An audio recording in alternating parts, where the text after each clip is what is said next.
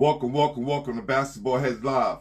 I'm your host, Glenn Poole Harding. We're back. That's right. And tonight, we have a very special guest. This basketball head comes from a legendary basketball family that has been putting on for Brooklyn since the early 80s.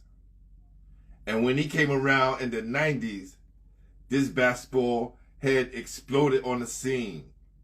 Coach Tiny Morton said this guard was the toughest of all his guards competition. An all-city, super explosive guard from Paul Robeson that made his mark under legendary coach Larry Majors. Rest in peace. After high school, he attended Mississippi State for 2 years before transferring to the University of Arkansas, where he put himself in a position to become a professional basketball player.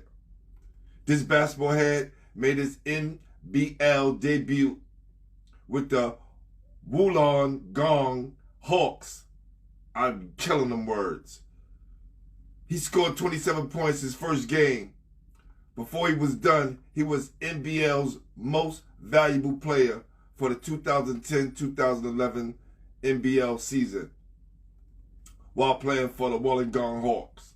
This basketball head registered a career highs, 27 points, 4 rebounds, 13 assists. 13 assists. Man. So, without further ado, help me welcome to the show, Paul Robeson, legend, Arkansas great, and MVP of the NBL, Coach Gary Ervin. Y'all ready?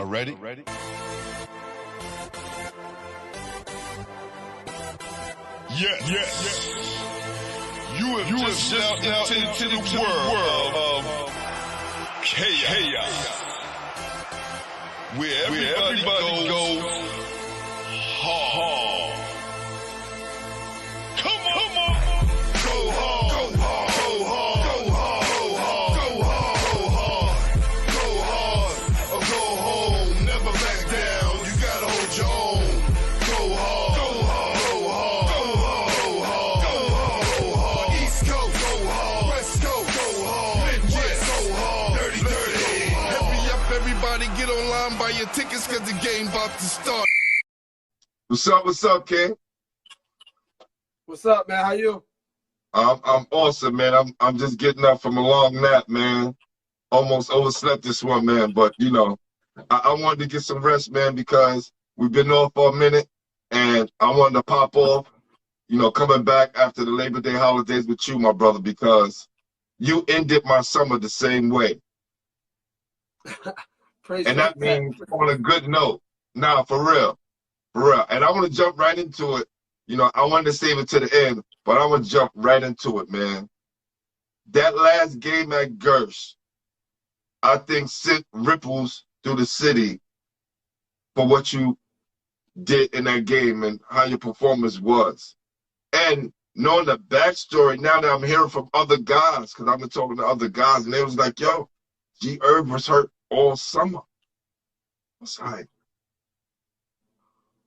oh, because I came down to Duncan's Delight. It was cool, but something was off. Then I saw you again, and I was like, now I take the same G. Erv. But, you know, again, different games, different performances. I'm a ball player. I know how I go. But what you did that day, I'm talking about, it inspired me, my brother.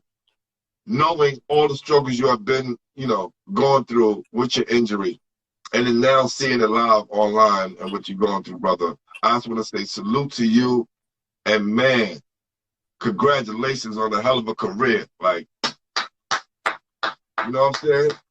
I know it's not over yet, but for how I started and the place that you put me into as a ball player, as an OG that go out and enjoy good basketball, man, you took it there for me, man.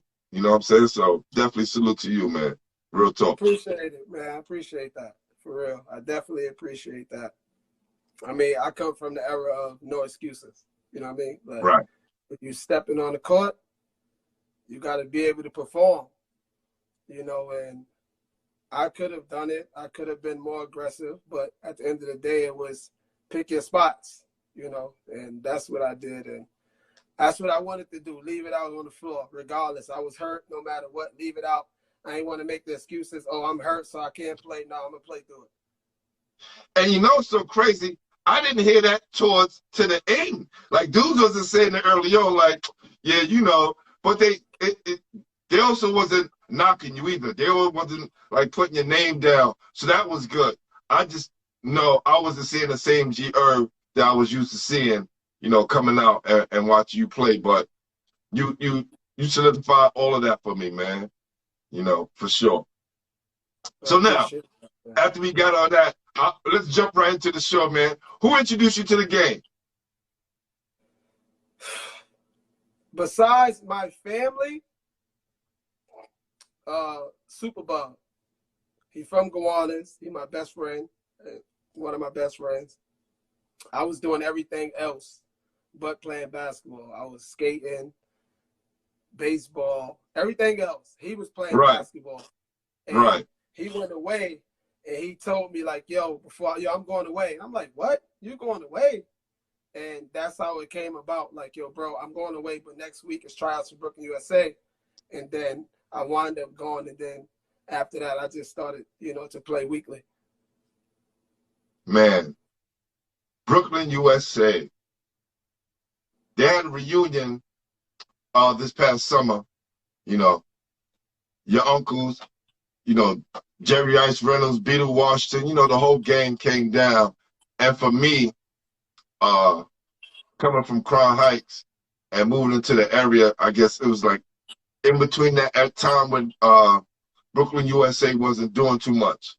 But hearing the legacy of Brooklyn, USA, and then catching up on it that day was amazing. Craig Booth did a documentary called Ball Side Middle, where he talks about the legacy of Brooklyn, USA.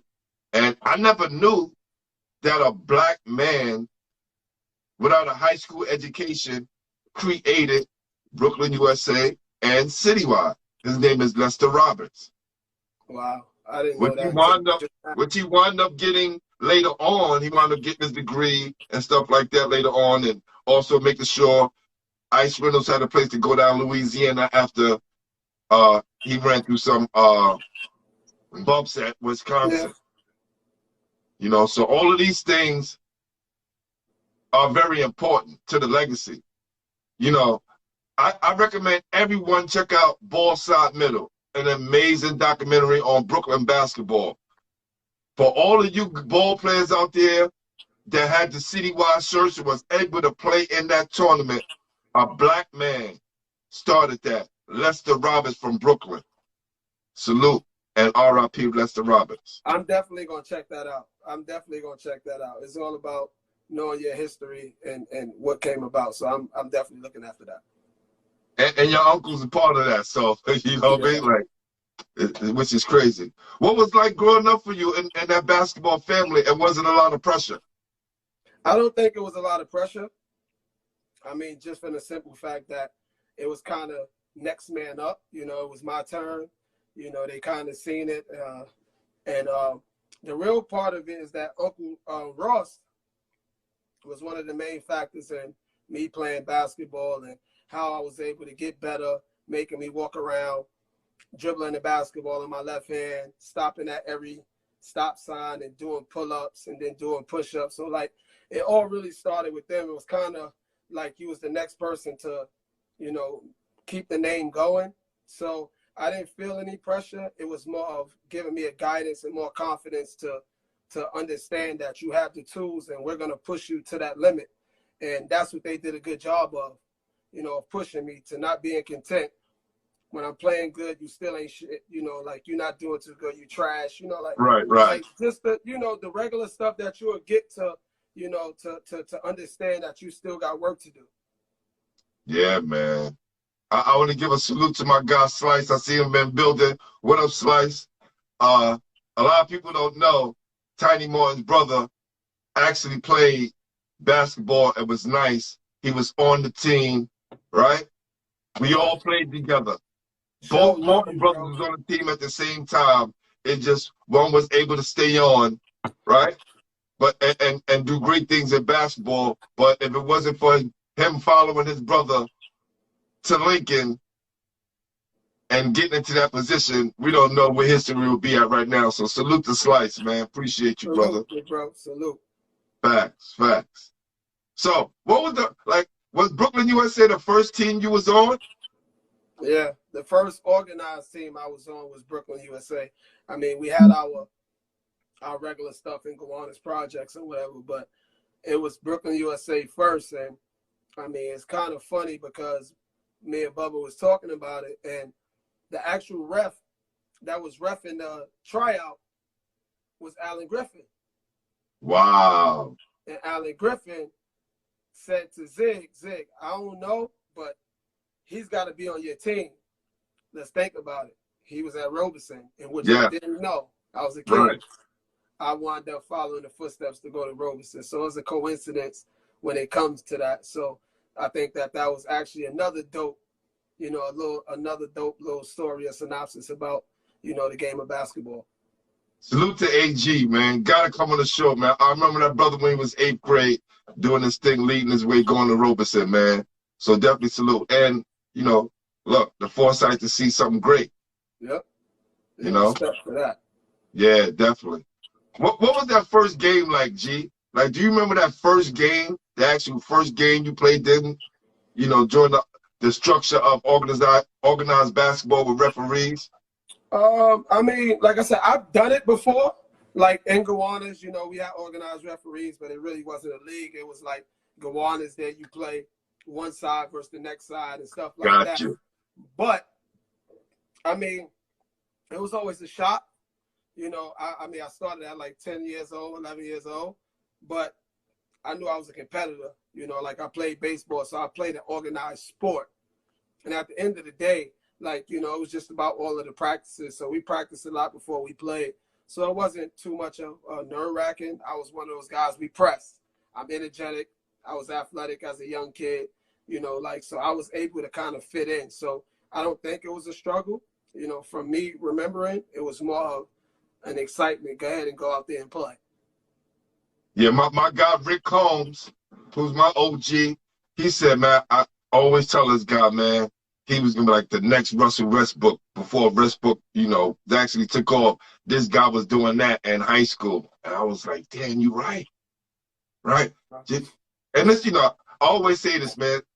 You get a lot of guys, we have some explosiveness, but you had the explosiveness, quick, smart, high IQ. A lot of that can go on because a lot of guys only know how to play at one speed. And when you start to, change it up, no one can keep up, brother. I'm talking about yours on the island of your own. Definitely remember that. Very young. Appreciate that. Appreciate that. For sure. That's actually funny because I'm doing a documentary. Okay. And you gotta gather all of the information and stuff like that. I was able to get 2 games. I was able to get the game versus Canarsie when I had 56 and I scored 30 points in 4 minutes and 40 seconds. And it was a long time ago, so I didn't really get to see it, to really understand it, to cherish it, because I was just playing in the moment.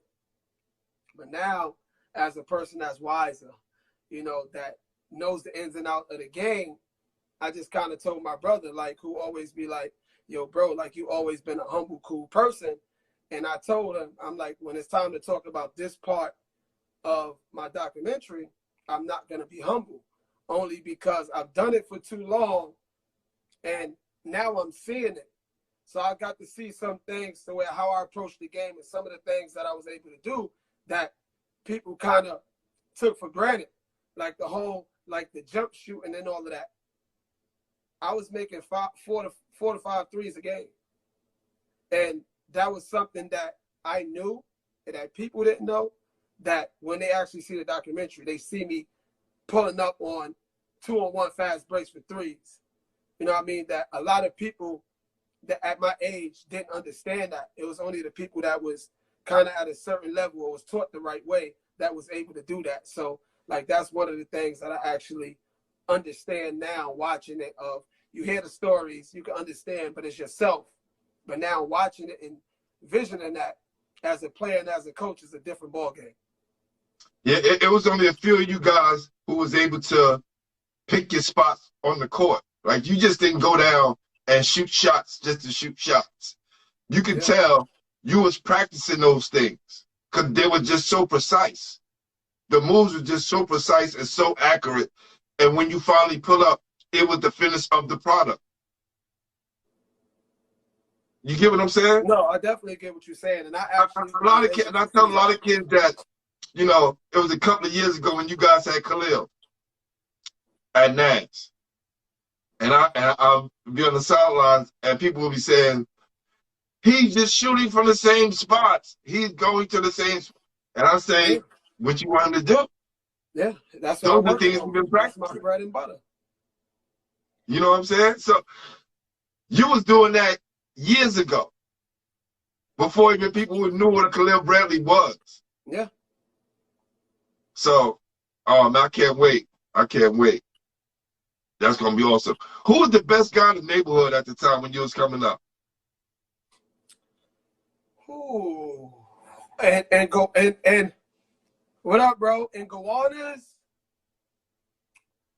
Damn, I'm gonna have to say my brother. You know, like I'm not gonna go against that. But I was still younger, but like he was a different breed. You know what I mean? Like, but you know, it's ins and outs. You know, get people that go right, get people that go right, get people that go left. He shifted to the left, but it was just like another person from my neighborhood over here. His name is KB Kwanzaa. He was different. He was totally different.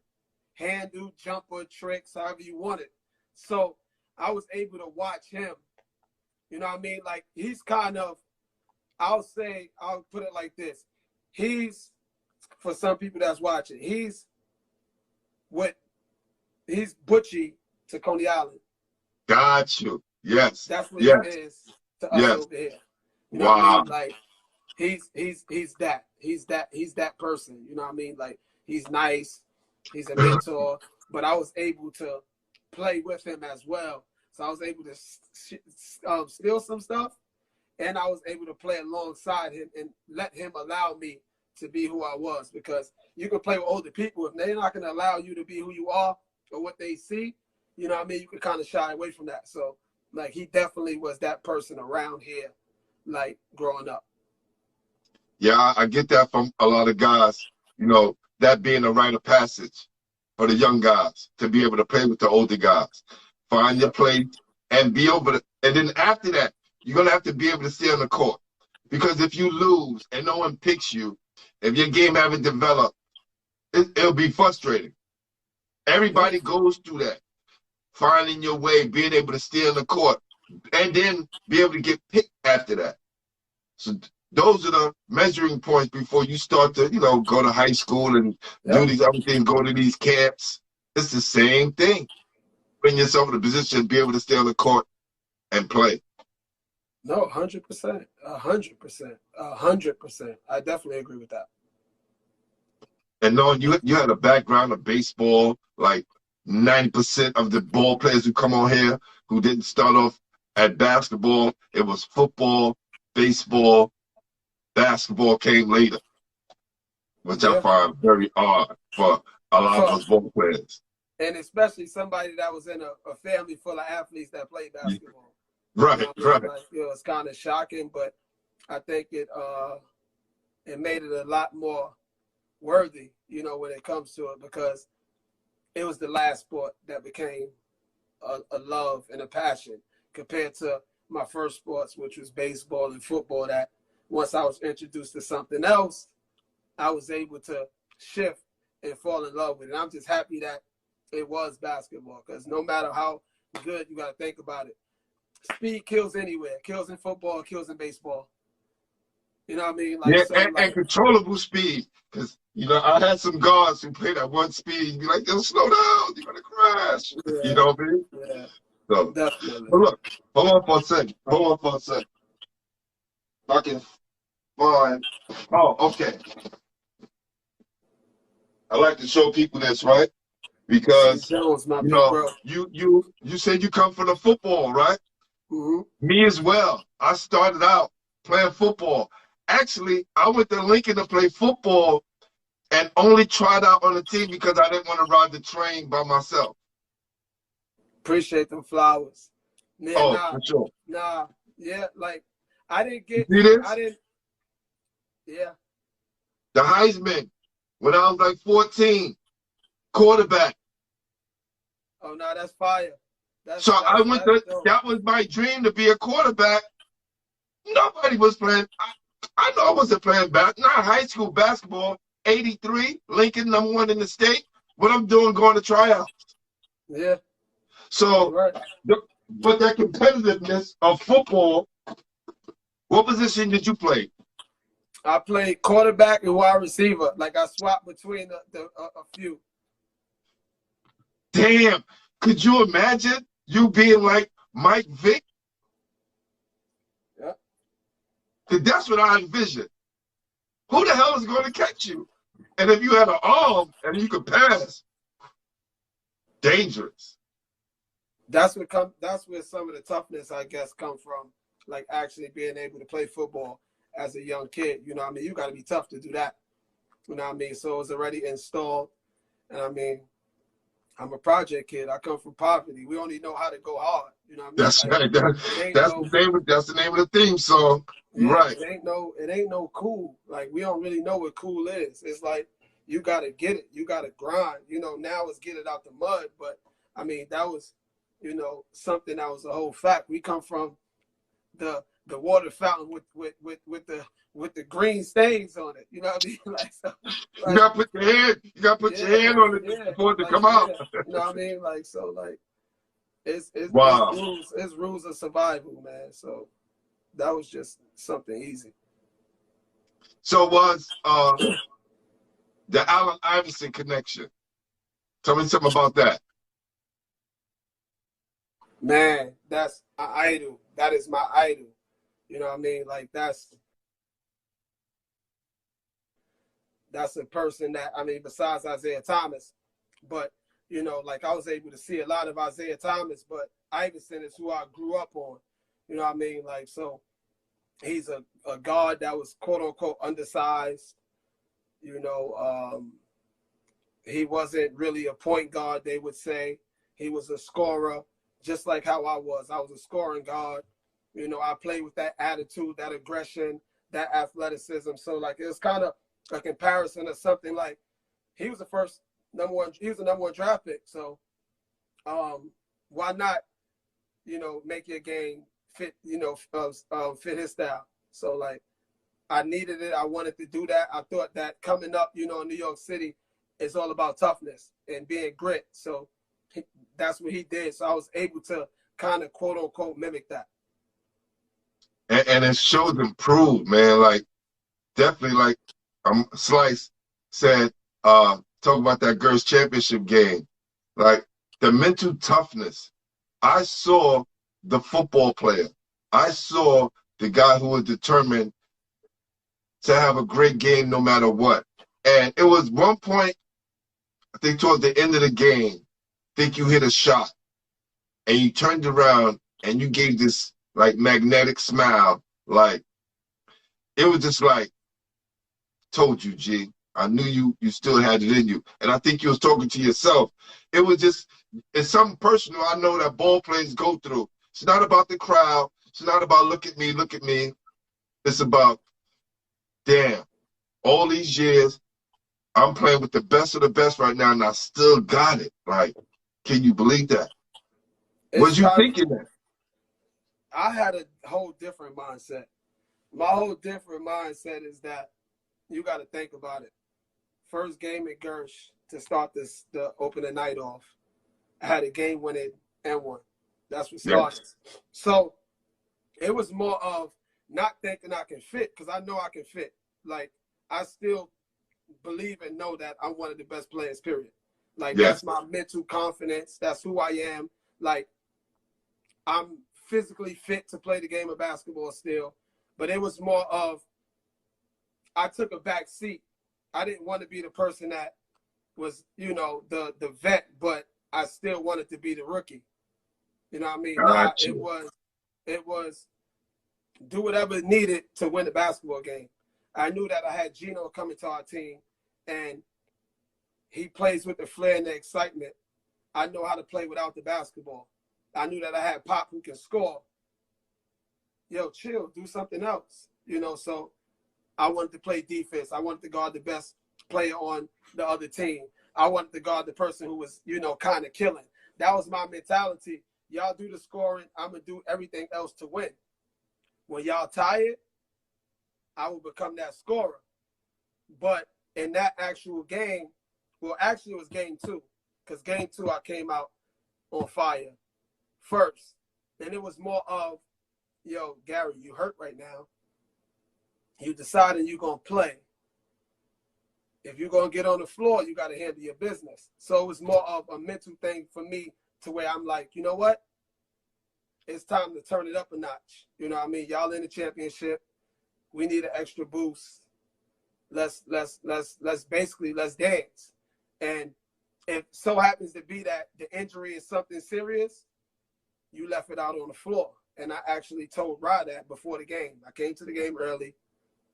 I made about 150 shots in warm-up. I knew that I was going to be on fire. And I told Rod at half court, the opposing coach, I'm going to kill y'all.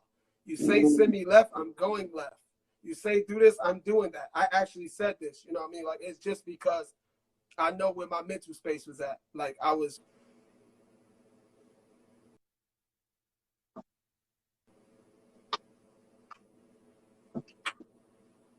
You can hear me still? You can still hear me? Yeah, I'm here. Yep, we're good. Okay, so that's what happened in game 2. But the game Slice talking about game 3, it was just actually bruh, it's 1-1. I was walking in the park. I was walking in the park. I said it earlier that day. I told KB, the person that I told you who was one of the dudes that we looked up to.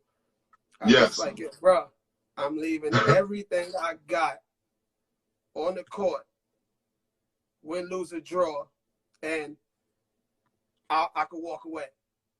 I could walk away. Like, I don't have to play. I could walk away if I know that I left everything on the floor.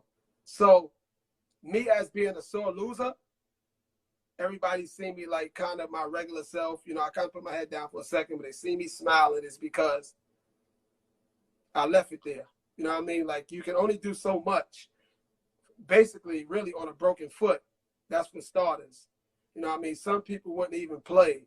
You know what I mean? So I was still able to play and perform when it was needed. A broken foot. Now, you know, I had that whole game on my YouTube page. You ever want to check it out? I seen it. Okay. I seen it. I wouldn't have known. Remember I said injury. I didn't know the full extent of it until, of course, later on I started seeing the pictures. The way you played, brother, I tell everybody, go back and watch that game and tell me if you can see G. Irv had a broken foot or not. And it was that game, you know, which I watched back, and I remember that moment when I forgot what the play it was, but as you was running back, you kind of smiled. And towards the end of the game, and that moment, you left it all on the court. So that's the sign of greatness. Those are things that documentaries and movies are made of. I appreciate that. Man. Slice, run it back. Run it back. Run it back. So now we're gonna move on a little bit, move back a little bit so we can move up. Did you go to Robeson because A, it was the old Alexander Hamilton, B, because Coach Majors, or C, all of the above? that's the, I say it's tough. Maybe not none of them.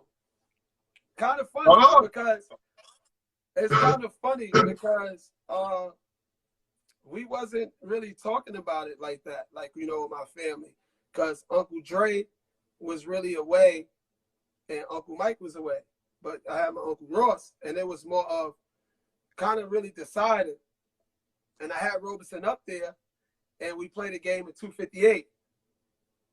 And me and Uncle Ross was there because he's never really seen me play. And I'm like, yo, come to my game. I'm a kill. Come to my game. He came to my game. I had like 50. And Larry Major. Hold on. Tell me. Hold on. I'm going to let you finish. But I love the way when my guys come up here and they say, like, and I had 50. Like, that is regular. Fair. 50. How old were you at this time? I was in 8th grade.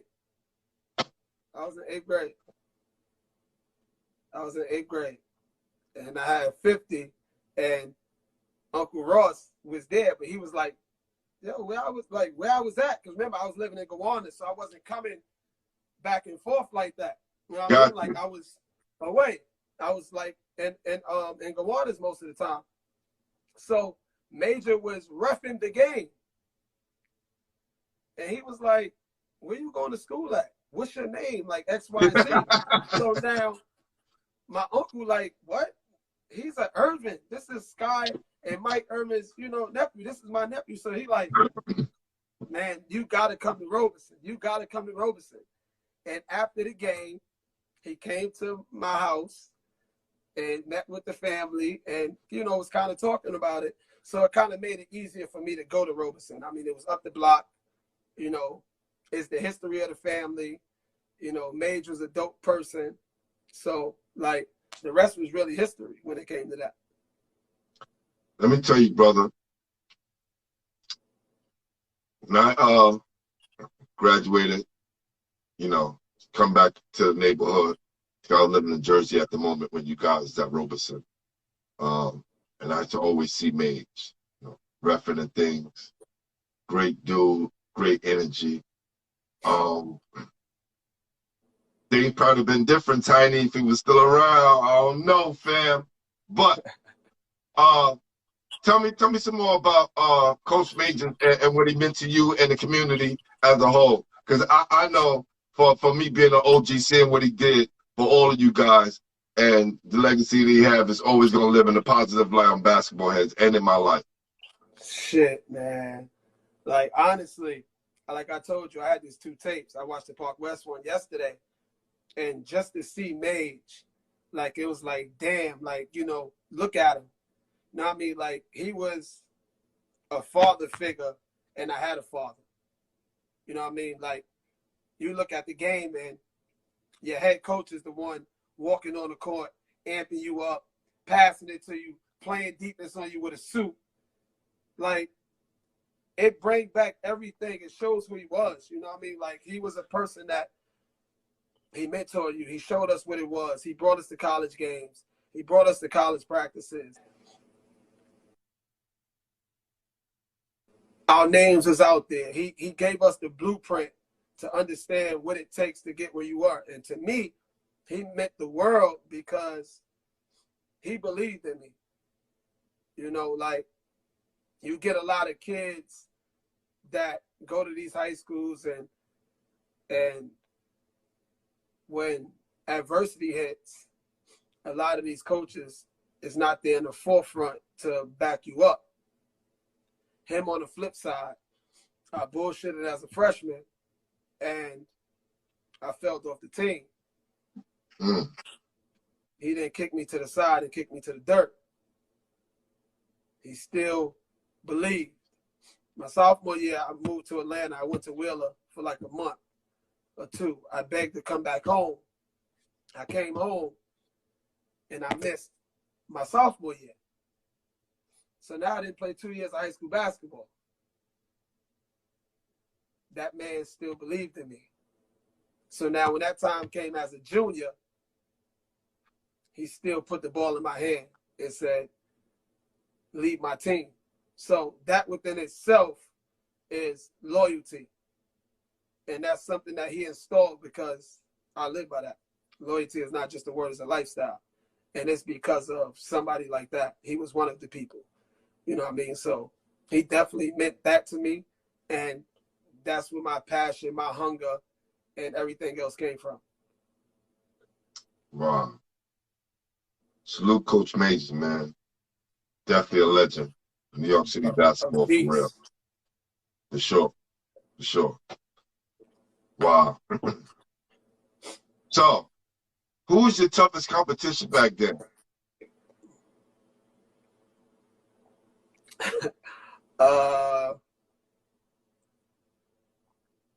Humble, to be humble. We're gonna let the beats out. We're gonna let the beats out in a few minutes, especially this next question. To be humble, Sebastian.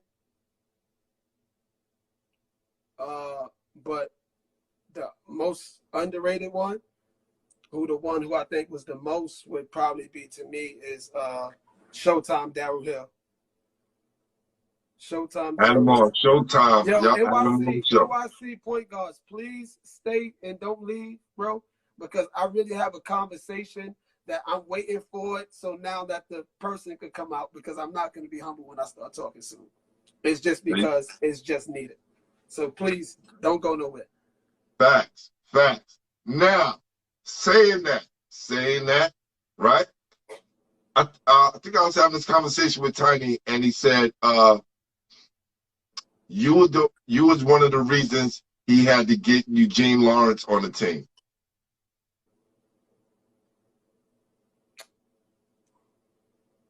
We don't really speak about that. And had to get Bashy to buy into it. That's crazy. That's crazy. That's definitely yeah, man. Crazy. Yeah. You've been doing some things, brother. Now, we're gonna get right to it, right? Because I know it was a moment where you felt like you were the best in the city, right? Flat out. Care who was doing it. You was numero uno. And I know every guy has to feel like that at one point. Who ass did you bust that solidified you to being king of the city? Dropping 50 points in the 8th grade. I bust everybody ass, like honestly. And that's kind of a part of the documentary that I'm gonna break out of the humble stuff, but I did it from ground zero. You know what I mean? Like I did it from ground zero. Talk that talk, G. Like, I didn't come into high school with a household name. I didn't come as, a top 50 player. I grind for it. You know what I mean? Like I didn't really headhunt, but I knew that I had something to prove. So every time I got on the floor, I proved that. And the biggest is I guarded everybody that was supposed to be nice. But when it was time to guard me, everybody shied away from the competition. And that's what kind of bothers, because I hear the it's always great to do the comparisons, who's the best New York City great, who's this person, who's this person. You got the Kenny Andersons, you got the Stephon Marbury's, you got all these people, you got the Sebastian Telfairs, you got everybody. And my name get mentioned, but if a person actually realized what I've done, they would give me a little bit more respect. And like I said, I didn't really understand it until I started getting film for these documentaries to see what I did. Like I played Park West and I had 42 points. I had Robeson's last 30 points. And the funny thing was that if I didn't look at the game, I wouldn't have known. I would just know that I had the last 30 points. I didn't know that I subbed out the game in the third quarter, and we didn't score for 3 to 4 minutes of a basketball game. You know what I mean? Like that's that's wicked. You know what I mean? Like, how does a team not score? Like, they didn't score. So we only scored 30 points in the second half. I had all 30 points in the second half. All of the points. So that right there was like, bro, like, that's different. You know what I'm saying? I had 30 points in 4 minutes and 40 seconds. That's different. And that's without an all-star team. Because it's no knock on my teammates, because I wouldn't be as good as I was if they didn't believe on me. But you can tell me which other player that was great, that when they subbed out of a basketball game, that their team is not scoring. Let alone, we was the #1 team in New York with that team as a senior, the same team that couldn't score. So I don't get how people say people might lead better than one person. You can tip your hat off, but I think that that's leading. I made it to the championship with one Division I basketball player on one team. I almost scored 2,000 points in 2 years of high school basketball.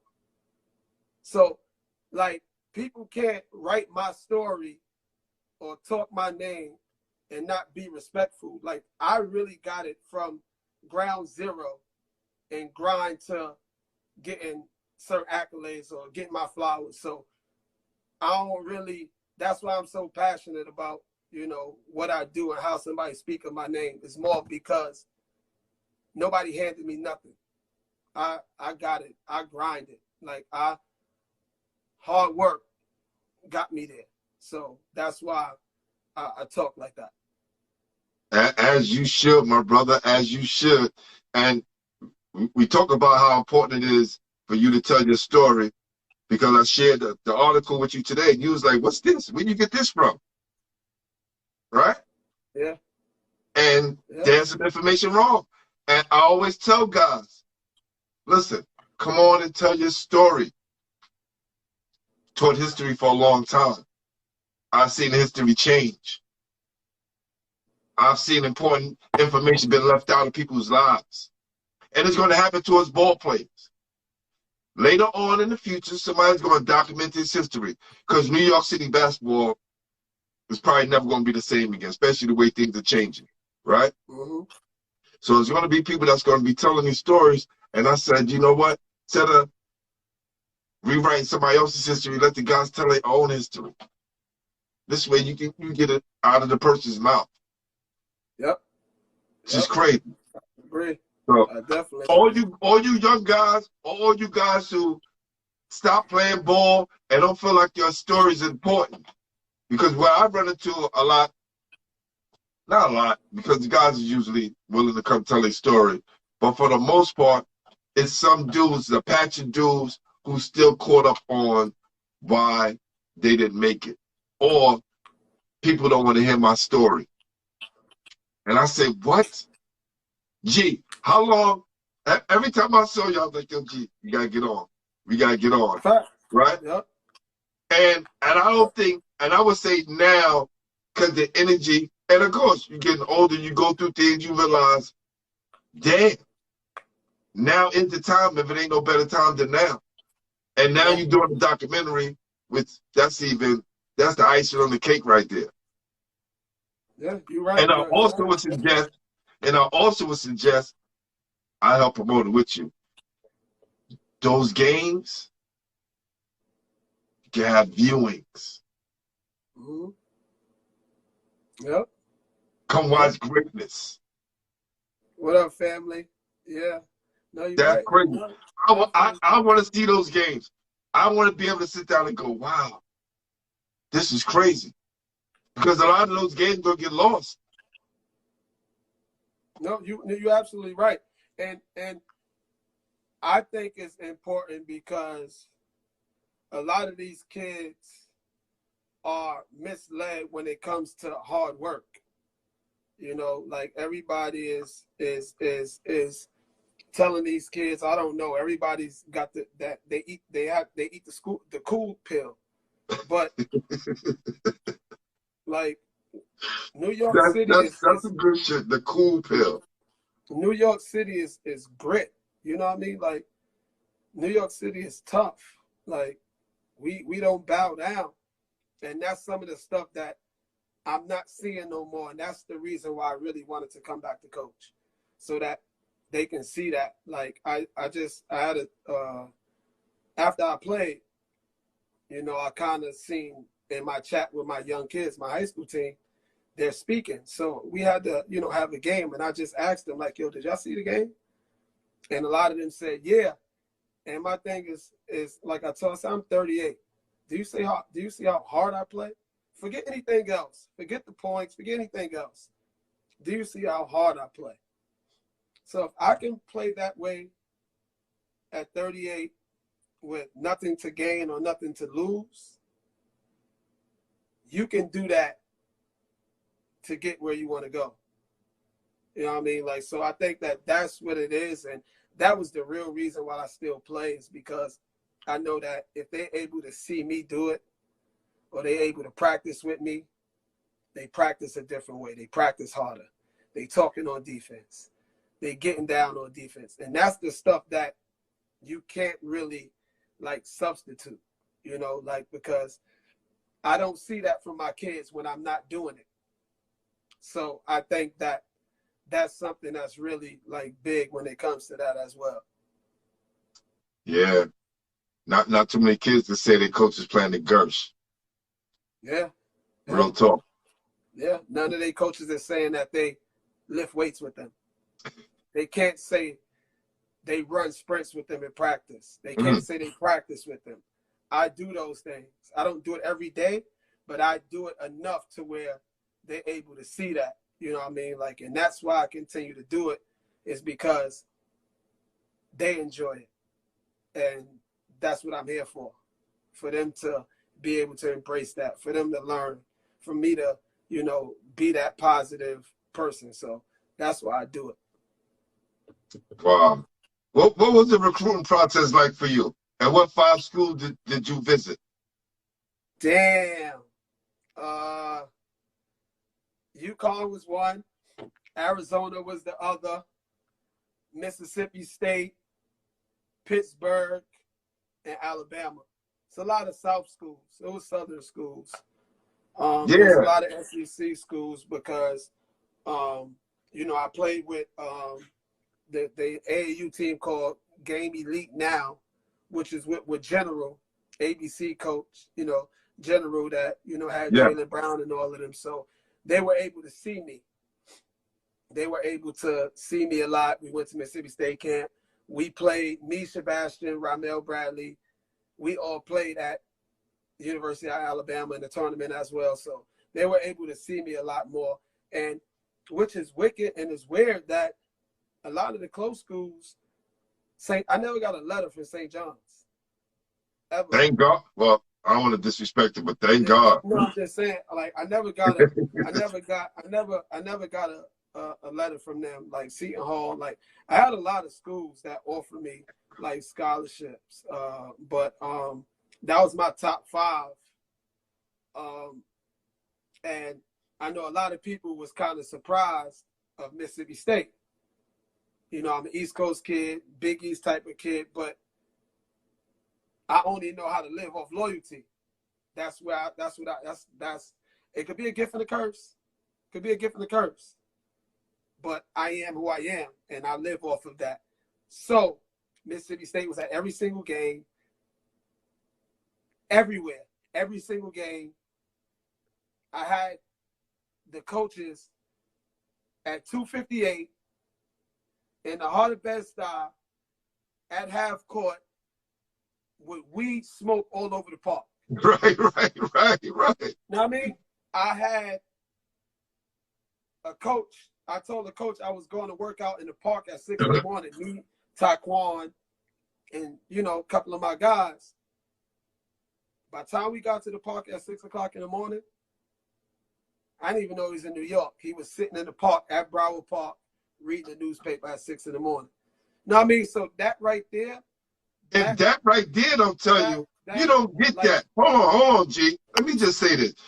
For you guys, No, none of y'all coaches, college coaches, are coming to the hood 6 o'clock in the morning to watch you practice. 3 o'clock, 4 o'clock in the afternoon at your school, safe zone. Do y'all hear what he's saying? These coaches showed up to 8 ball at the park before he even show up. That's huge. And the amount of schools that you've been recruited by. First of all, always say the New York guys have a tough time in conferences like the SEC and Big Ten. Mm-hmm. Jerry Ice Reynolds and yourself, because not only when you left Mississippi State, you went to Arkansas. Yep. Yep. What made you stay in the conference? Because that took guts. I stayed because I think it was suited for my game. You know, I really didn't care to come back home to be close, you know, because of, you know, a lot of stuff that go on in the neighborhood. Yeah. You know, getting caught up in the mix of, you know, just kind of hanging out and, you know, just the regular normal stuff that can get sidetracked. So I thought that, you know, it was better that I stayed, you know, a little bit closer. And the fact that I was having my daughter as well. You know, so like it was all of that stuff that was kind of played a factor. I enjoyed it there. I was more comfortable already. I knew the teams, I knew the schools, I knew the arenas. So I still didn't want to shy away from that challenge, but I just thought that it was a time for a new opportunity, you know, to showcase myself. So I decided to stay. But that's what makes you different, G. Because a lot of dudes would have left that conference. You know, to put their tail between their legs, left that conference, went to an easier passage, and thugged it out. You stayed. You showed why you belong in the SEC, and you showed that, you know what, I could become a professional ball player from here. Yeah, you're right. You know, I can count all by one hand. You, Jerry Knight, and Davida. What made me leave? Mm-hmm. I'm watching somebody ask me what made me leave, though. Okay, yeah, I was going to get into that. I left because, you know, it's a marriage that sometimes it goes stale. You know, like, you know, they wanted me, but sometimes coaches want you to see how you can fit a system or, you know, or fit the team instead of implementing your actually skill set and what you're great at and put that with the team to make the team better. So I kind of felt that I had, like, it was a tug of war. Like, they would let me be myself, then they'll pull the rope back. You know, like, so it was just the thing to where I just felt that I needed a new start. It was dope. We were number 4 in the country. I got an SEC championship, but I need to write my own story. You know, like, if it's going to go right or wrong, it's going to be because of me. It's not going to be because of a coach or somebody else determining my success. You know what I mean? Like, so I dealt with it. I respected it. And I just felt that next place. No doubt. No doubt. And how was your transition from Mississippi State to Arkansas? Was it an easy transition? Because you said you knew some of the arena, you knew the town. I mean, it was definitely an it was an easy transition. I had a lot of people that was in the same class as me. They had a lot of athletic bigs, a lot of really good wings. It was just kind of missing another point guard, you know. So it was one of those things to where they play up tempo. You know, you go 94 feet. You know, like Bud Walton was super crazy, one of the best arenas I ever played in. So it was just like, you know what I mean? Like, they welcomed me with open hands. I was recruited by Ronnie Thompson, John Thompson's son. Mm-hmm. You know, so, and it kind of was when I was transferring, it was out of the two, Arkansas, Georgetown, in which I'm an Iverson fan. Yeah, I was about to say that, right? That was my idol. So, you know, it's kind of things where I just say, you know what, let's just get it done. You know, who was your best teammate in college overall? So, That's a great question. Great question. overall,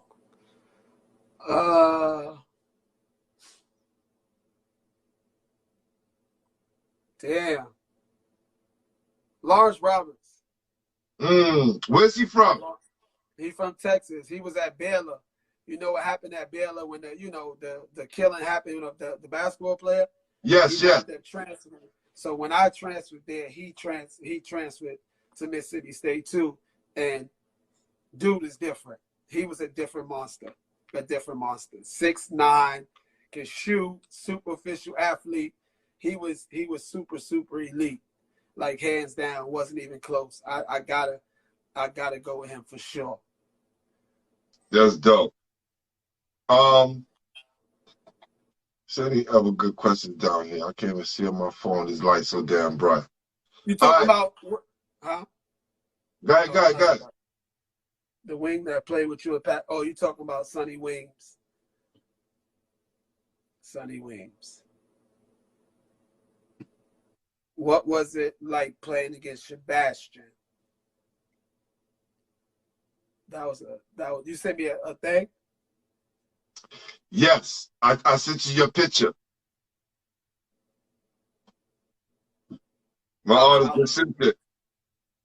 I'm gonna look at it. What was it like playing against Bashi? Oh, that's fire. Yeah, he got you and the dog, and it got you on the background. Oh, that's fire. That's fire. I'm definitely gonna take a look at that. He won that question. I'll pick up the original this week. And I have a flow that I still gotta get off the people, but you definitely get yours because you close by for sure. Good look. Look, Slice asked that question and he wanted to answer, so I'm gonna answer him. It was dope. And it was even better because we were actually brothers and nobody really knew that. You know, like we spent a lot of time talking to each other, seeing each other, coming to my house. I've been in Coney Island a few times, but I think it was more of it's crazy. It was kind of like that's my little brother. He has all of the hype, but I'm gonna get the best out of him because I'm coming to kill. I don't know how to play no other way but to be a killer. So when I came on that court, it was more of a, why are we comparing each other when it's just me personally? It was different levels.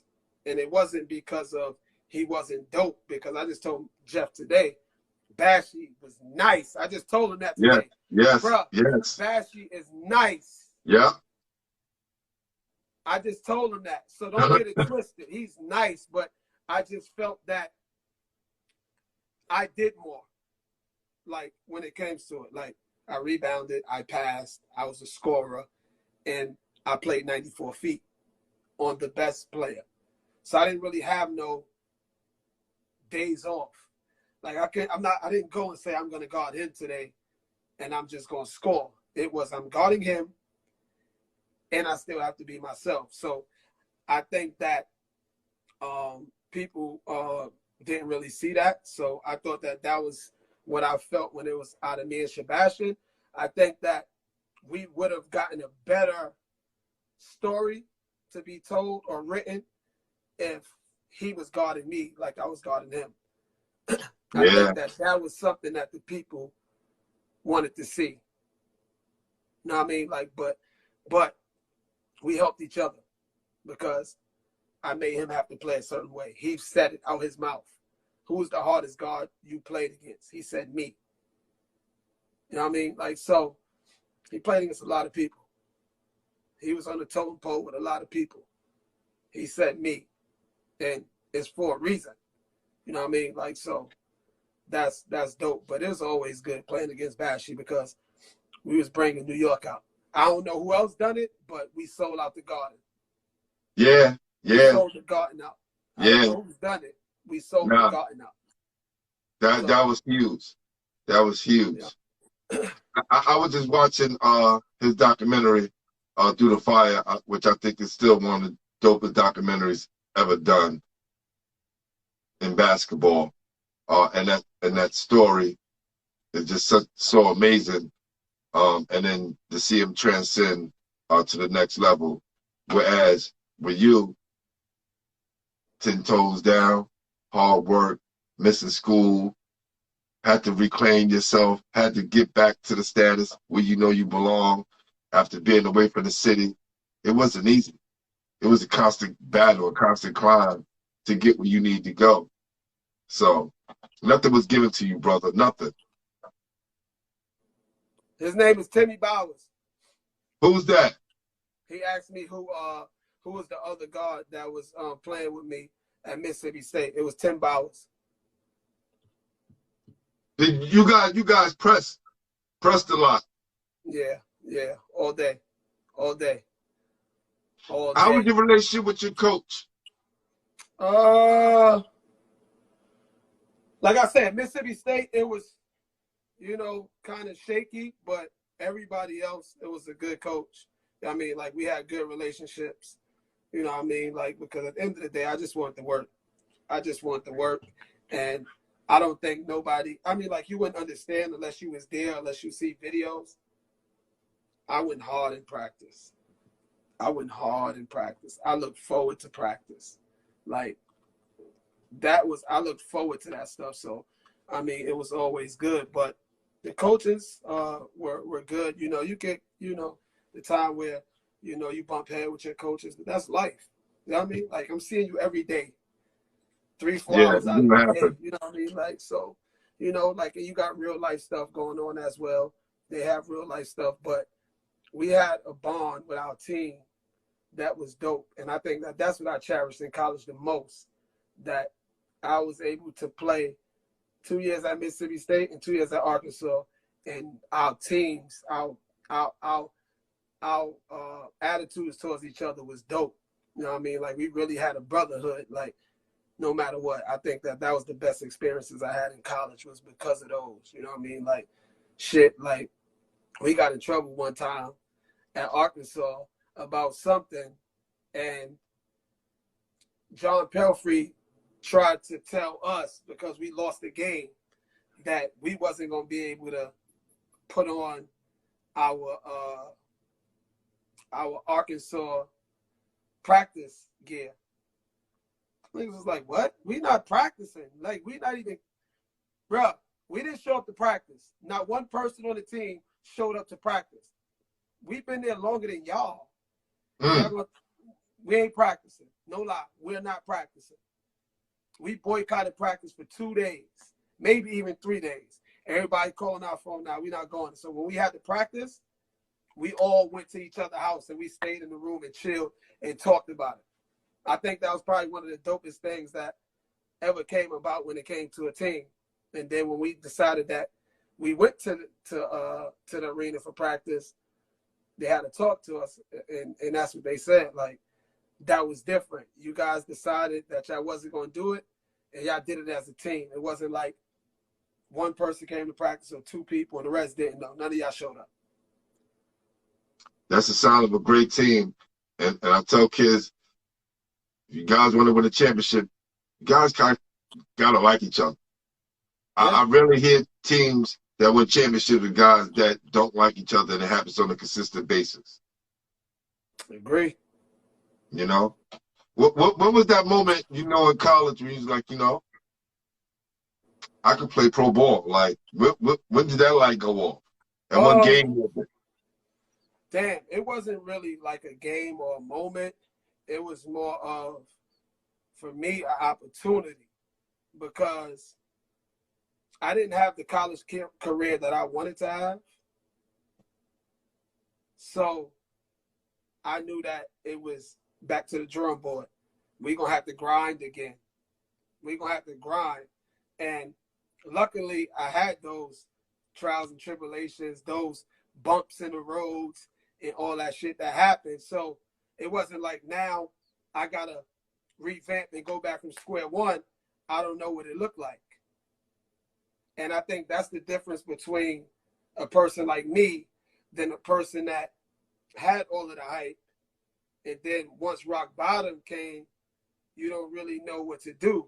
It was like, okay, rock bottom came. Okay, let's close these doors. Let's turn off, let's turn the lights off, and let's get to it. Let's dance. So that's what I really did. So I always believed in me. I just had to once again make everybody outside of my camp believe in me. Mm.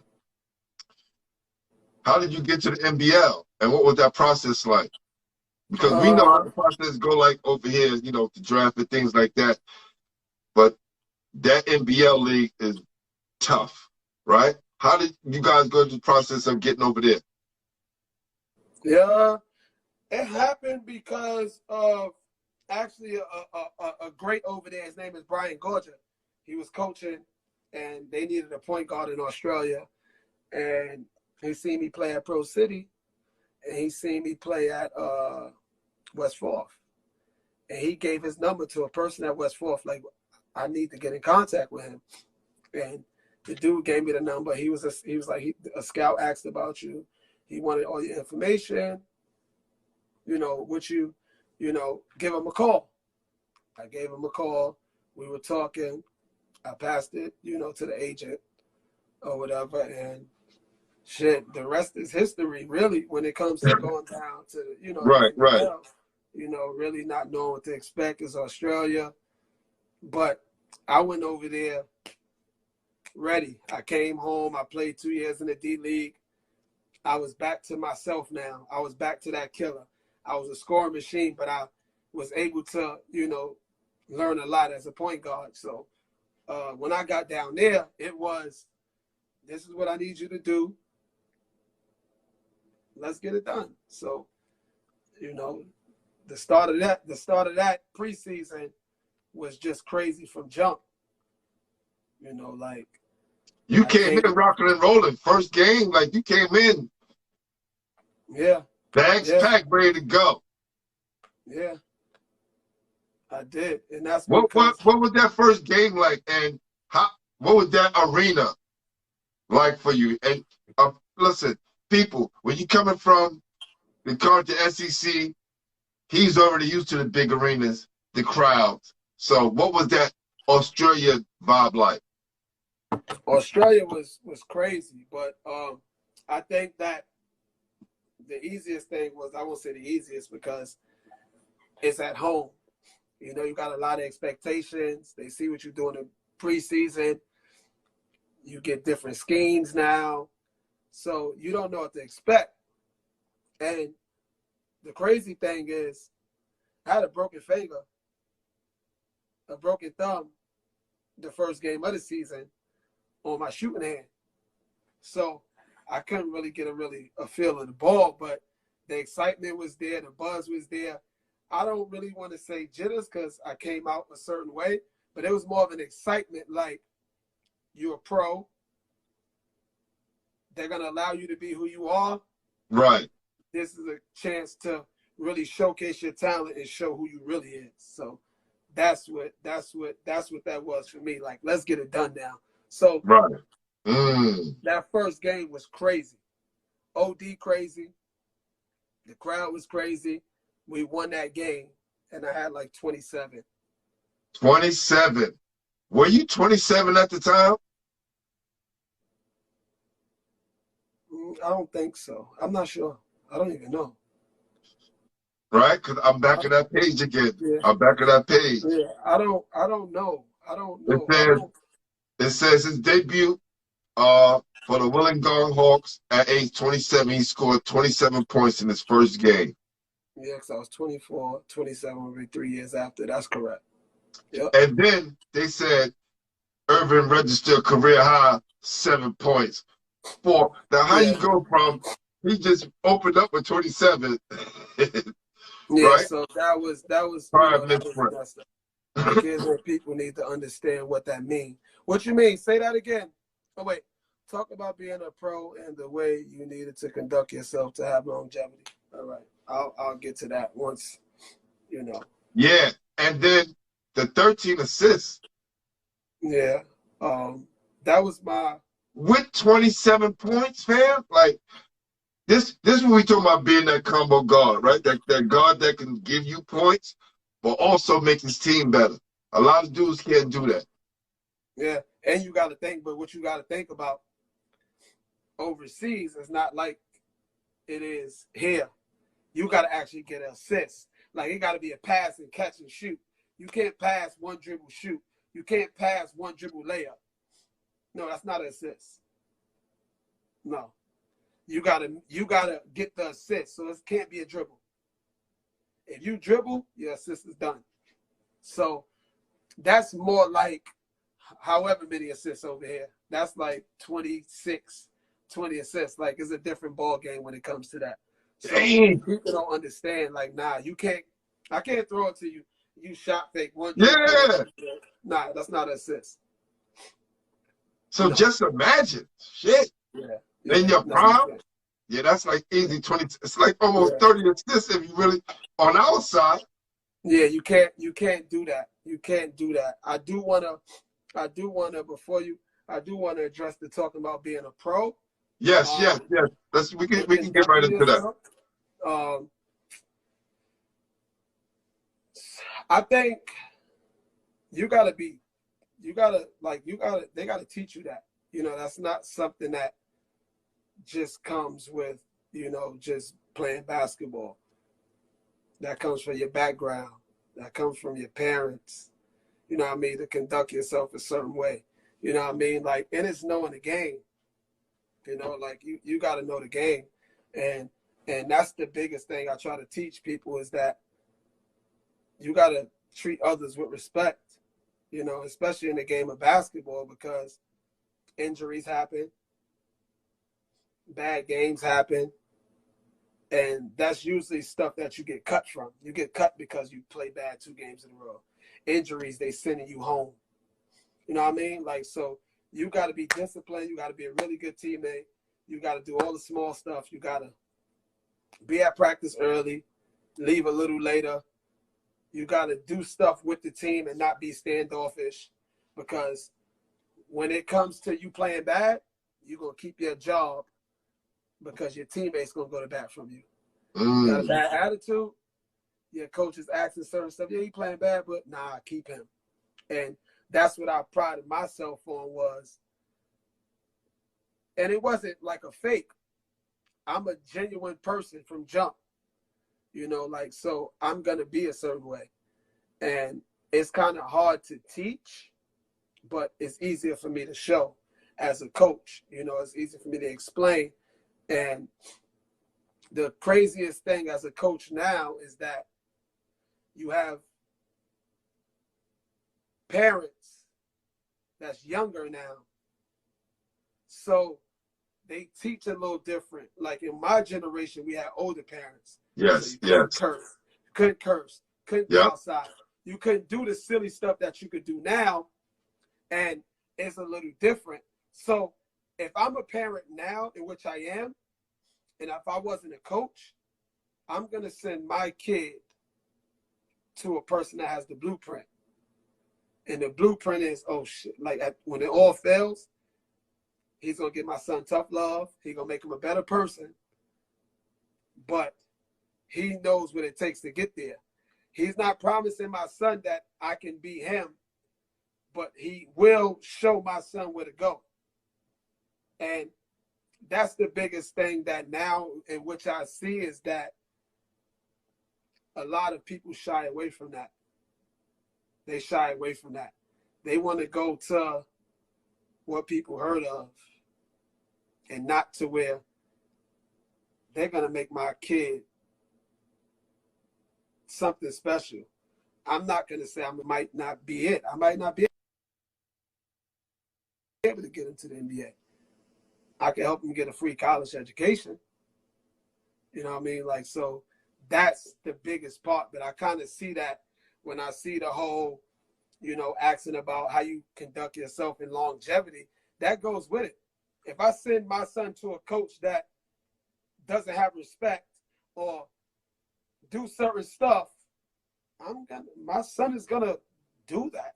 He think it's okay. He's watching an adult do it. You know, like, so that's why I am a certain way. I can't say I was always like that, but I know what it really is. You know, I know what it takes. When are you coming on my podcast, man? Just say the word, bro. Just send me the stuff. Just send me the stuff. That's right. How important are veterans, you know, overseas? Do they kind of bring in the younger guys and acclimate them to the pro league like they do over here in the States? They do a really, really good job of that. I mean, depending on what you is. So character is basically what it is. High character, bro. Nobody's going to remember your game unless you're a top 50 great or whatever you want to call it. They're going to remember who you are. Character is the biggest thing. I tell my kids that all the time. It's about character. Nothing else. It's about character. The true definition of your character is going to show when adversity hits. Some shy away. Some take the challenge and bust through the brick wall. Who you want to be. Pick a side. You want to be this person or you want to be that person. Just understand the people that you see on TV, they grinded from it. They didn't just wake up and say, I'm in the NBA. Oh, I'm going to college for free. Oh, I'm a top 50 in the country. Nah, that started now. Yeah. They don't start when you're a senior. It starts early. You know what I mean? And I think that people don't really, really, really, really understand that. And they need to. And if you're not telling these kids that, you're cheating. You're cheating and you're hurting them. And we see that. Like, yes. You can see it. Like, I watch and we looking at all these people that's in New York and they got highlights up and they got this up and they're not going to college. They're going to JUCO. They're going to prep school. And after prep school, you don't know. And it's because of certain situations that what we're talking about. The character. I don't want to win a championship. That's not my goal. Right.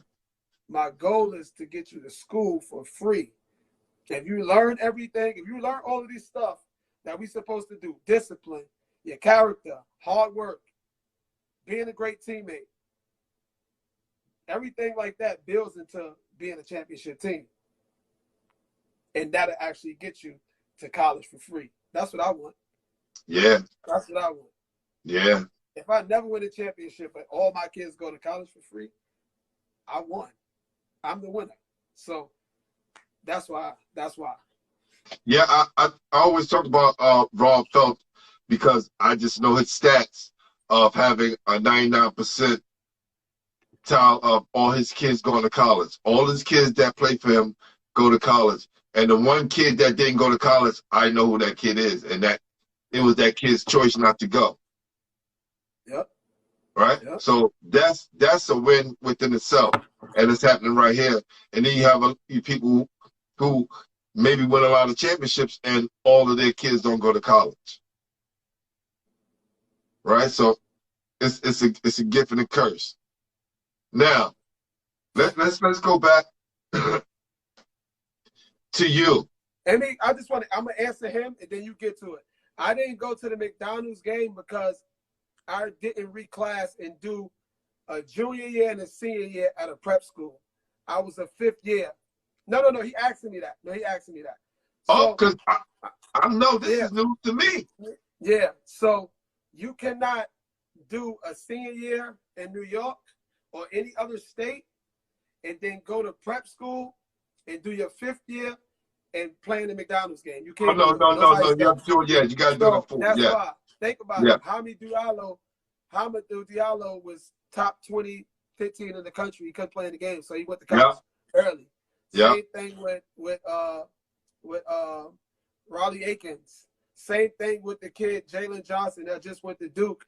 That was the first round draft pick. You cannot do that. So that's the reason. Very, very, very true. Do you know Ross Strickland didn't play in the McDonald's All-American game because he didn't go to the last five-star Homesdale? Yeah. I didn't go to five-star, and Howard Garfield still gave me my my vote. Me and him sat down at prep school for dinner with my family at an Italian restaurant that was super dope. And that probably was the key, because they kept Ross Strickland out of the McDonald's All-American game. He was like, yo, G, I just came back from killing everybody in the country. I didn't feel like I had to go. Like, I think he went to go to Hoops and played something like that, and they pulled him. Yep. So that's what happened. You still got your vote. Salute to Howard Garfield. Wow. How was your experience at five-star? I never went. So, you didn't go at all? At all. He gave me the vote because of our Rob went before that. He went before that, but you know that last session, if you don't go to that last session, you don't make the McDonald's. And that's the politics of the game. Yep. No, I didn't go at all. Wow. I got my votes. I played against Malloy in the scrimmage game because remember, Jack Curran had a vote. I played against Malloy with Sunyata Gaines and Marlon Smith. We had a scrimmage game before the playoffs. I had 60 at Malloy. At Malloy, true story. One of my teammates is in here. They gave me, he told Coach Major in front of me, you're getting my vote. I'm voting for you. Right then and there. Yes. So, G, what's the most points you ever scored ever in any kind of game? I think it was like 63. But I had a lot of big games in high school. And I had to do it. Mage told me that I can't do it versus average competition. If you want 50 and you want to play a whole game, you're going to have to do it versus nice people. Do it versus Lincoln, boys and girls. But if we playing bad teams, he not allowing me to get no career highs at all. That's not happening. Hold on, fam. 2 quarters.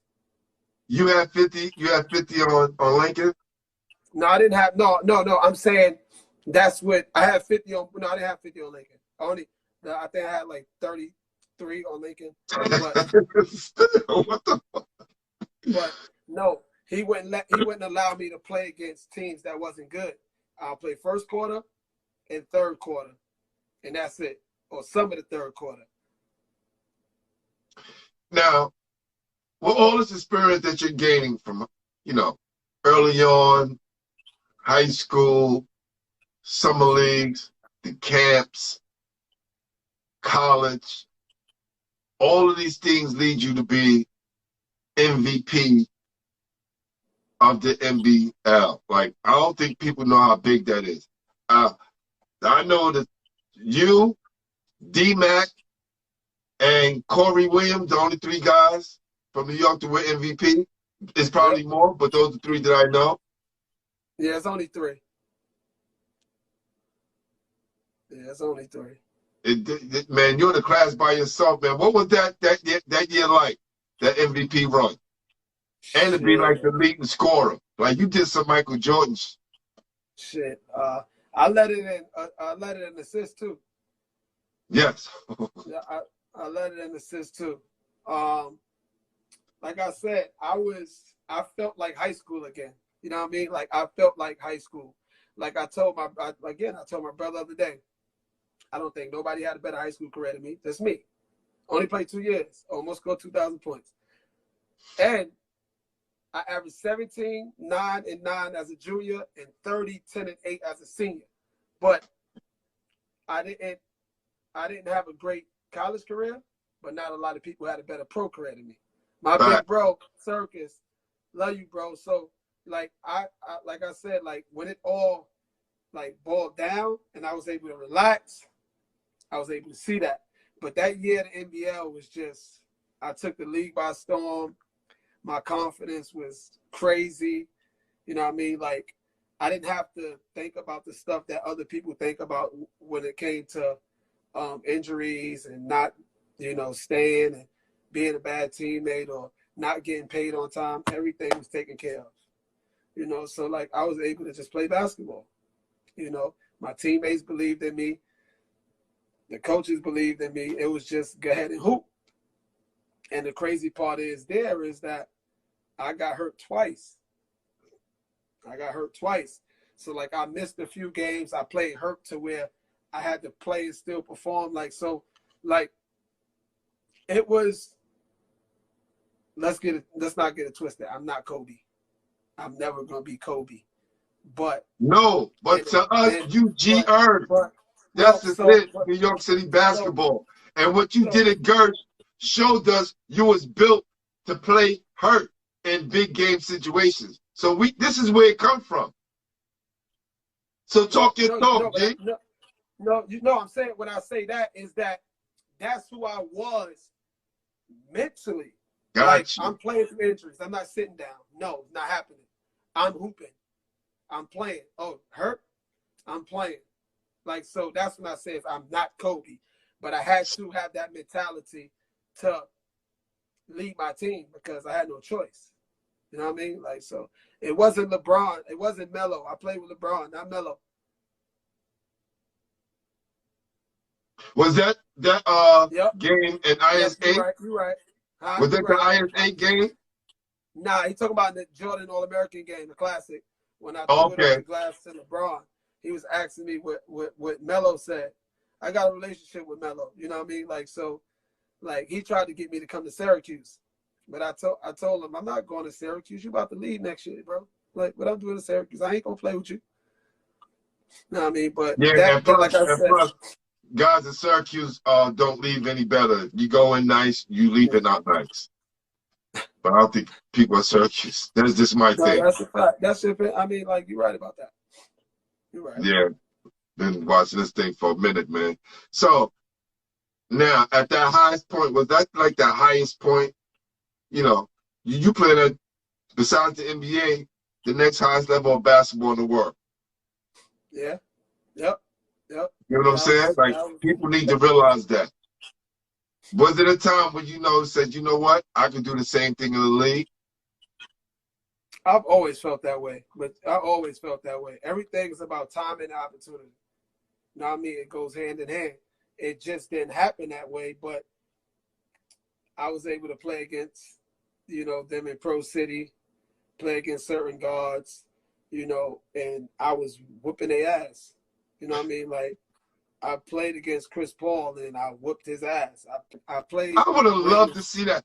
I just have a thing against Chris Paul. No disrespect, Chris Paul, but I could see you kicking his ass. And I don't think he can stay with you. No, I love him, but I think out of all of the, I mean, like, like I say, games evolve, and, in the NBA and stuff like that. Some people suited, some people not.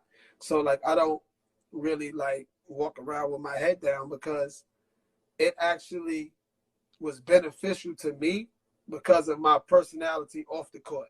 I wanted to be that person. Matter of fact, Walter was there. Walt was on my team when I bust Chris Paul ass. But I wanted to be myself. You know what I mean? And sometimes you can't go to your neighborhood and be yourself. Oh, you in the NBA? Whether you're making $1 million or $50 million, they think you got it. So you can't. I'm normal. I want to be able to walk and go and do some of the stuff that I want to do. So, I mean, as much as I wanted to go to the league, maybe it wasn't my plan with God because he already knew.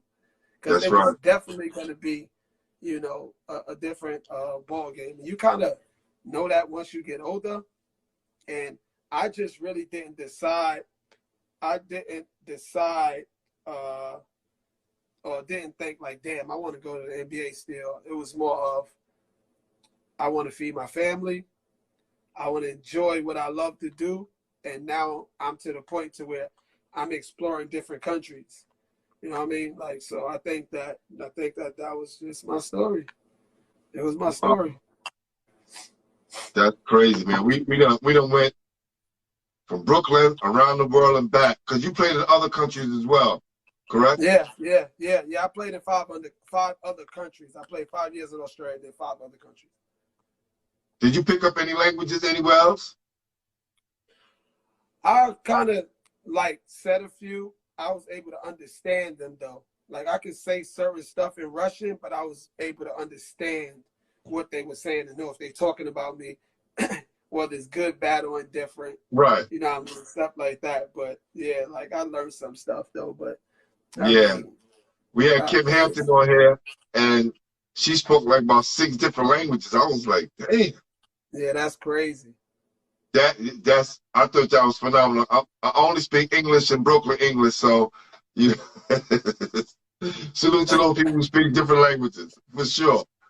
So Yeah, now that's we're a gonna wrap fact. this up, man. Like, you started out at NAS with Tiny, right? And the assistant coach, Yep. and then you left and you took over the program. How has it been for you? And how do you guys look for the years to come? I think it looked just how it's supposed to look. Like at the end of the day, you as you get older, you just say to yourself, God's plan. I'm about to pick. It seems like this is going. Hold on, 1 second. Mm-hmm. Like I think everything is God's plan. You know what I mean? Like that's how I feel. Like our first year we wasn't so good. Our second year, which was last year, I've been in the pandemic. You know what I mean? So I didn't go out to recruit. I didn't quote unquote not recruit. I didn't go see no players. It was more of what's in the school and what's coming is what we're gonna deal with. And that's what I dealt with. I dealt with that. So last year we was able to have we went to the semifinals. This year I bring back majority of my players, and I think that we have a chance to be a whole lot better. But I don't want to speak too early or say certain things. I allow it to develop, and the years to come we're gonna be nice though. I can tell you that part. That part we're gonna be nice, and it's only because I expect a certain level. We gonna grind to a certain level, and you know what I mean. Like I'm gonna get kids that's gonna buy in, that want to be there. You know, and I think that that's the biggest. And you building a culture there, you know, whether you guys are working out, you know, whether, you know, Isaiah's doing his tournament, there's always basketball in the building. And I think there's a lot that kids can learn from, you know, and just keep surrounding those guys with good ball players and great basketball minds, and program's going to be one of the top in the I city, for definitely, sure. and I definitely have somebody that's by my side. His name is Mike Camacho. A lot of people don't know because he don't really be outside and in the forefront, but he knows his shit. He's great for the kids. He's very positive. You know what I mean? Like he brings a lot to the table. You know what I mean? Like, so when it grow, every success that we get, it's not gonna fall on me because I'm not that coach that wants the limelight and all the respect. Nah, I want the same respect you give me, give him. I tell my team that. Same respect you think you're gonna give me, you're gonna give him. The same credit people outside need to give me as a coach, when success hits, give it to him. Because you as good as the person beside you, and especially when it comes to coaching. You know what I mean? Because I could be watching certain stuff and he's doing the stuff behind the table as well. You know what I mean? Like, so that's how I look at it. But for that shot, I'll talk about the game winner before we get off, before he asks me the last question. Bro, the shot was, like I say, certain stuff is written. I'm not going to speak the name, but I had an ex. We talking about game one? We talking about game one? No, he's talking about the game winner in Pro City. Okay. My ex, thank you, brother. My ex, we was talking. I said, I'm going to hit the game winner tomorrow on my birthday. I told Jeff that. And it's just so happened that in overtime, I hit the game winning 3. Like, so it was kind of like I told you. Like, that was the more of the excitement when they see me jumping down at Pro City. It was more of a damn, like, you said it, it happened. You know what I mean? Like, and I think that that's been the dope part about everything that's going on. I said I'm gonna be a head coach. I'm gonna be a head coach. I said I was gonna be a pro. I'm a pro. You know what I mean? Like, so everything is like falling in place. You know what I mean? But when it comes to that shot bell curve, that was, in all honesty, a call. Like, because I ain't have to pull up for the three. We had enough time. Like, I could have got to shoot a pull up, but it was just more of let's knock that shit down. And for the record, that game in Gersh, game 3 is gonna haunt me forever, because I said I was gonna pull a 3 and I didn't pull the 3. So that one haunt me. So I said I was gonna do it in Pro City, and I did it. But in Gersh, I told them that I was gonna shoot the 3 and go for the win. And I was feeling it, and I should have shot it. So that's how that goes, bro, when it goes to Pro Wow. City and Gersh. So like the gift and the curse, man. What you say you're gonna do, believe Yeah. it and just do it. Yeah. That was one time I second guessed that shit, and I'm so mad. Wow. Yep, Wow. you remember I said that to the crowd. He said, yeah, I did. I said it. I walked there and said I'm going for the 3. And it's just that he was still close enough, so I couldn't get the 3 off. So that's why I'm kind of mad. But if you got That's another crazy, question, man. yeah. No, that's awesome, man. Now, would you play in the summer and you being the, having all the experience that you have and being the OG out there? You know what I'm saying? Tell me, what was it like playing against these guys? Like, I spoke to him today, right? You had Kadar Edwards, Yeah. who had a hell of a summer, right? I keep forgetting this guy's name, but they call him Deadpool. Yeah, yeah, Deadpool. Yes, I mean Alan Thompson. Yes, Alan. Alan This Thomas. dude, let me tell you, I like you, man. I'm a jump shooter, man. I love dudes with sweet jump shots and can put that ball in the hole different than everybody else. So salute to him. Rashid Dunn, right? And then Thaddeus Hall. Let's talk. Thaddeus was on your team, correct? Yeah, correct. Yeah. Young guy, a lot of energy. We spoke to him after the game. He said he was playing injured as well. Do you think if you was healthy, you guys win the game? No question. No fucking question. Thanks, brother. Appreciate you, bro. Appreciate you. Yeah, no, most definitely. Like I say, I know me, and I'm not guardable until I put my guard down. You know what I mean? Like, so I don't know if people really understand what I'm saying. That was deep, brother. Like, if you can say that again, because that probably flew over a lot of people's heads. Yeah, I don't think I'm guardable until I put my guard down. You know what I mean? It's just like, if kill is kill. You know what I mean? Like, so if you ain't being you and keeping your guard up and being a killer, once you relax, that's how the streets are, right? When you relax and you doing a lot of stuff, when you relax to think that you untouchable, that's when it happens. So that's what it is for me. Like, I'm unguardable until I put my guard down. You know what I mean? Like, and I live by that. I haven't seen anybody that stopped me from being who I am. And that's the same thing that you're gonna hear in the documentary. I don't really want to, I can kind of give a part because I didn't do the part yet, but that's part of the part. And people need to think about it. I'm going to give them this to think about before they get off is, I played 3 decades of basketball.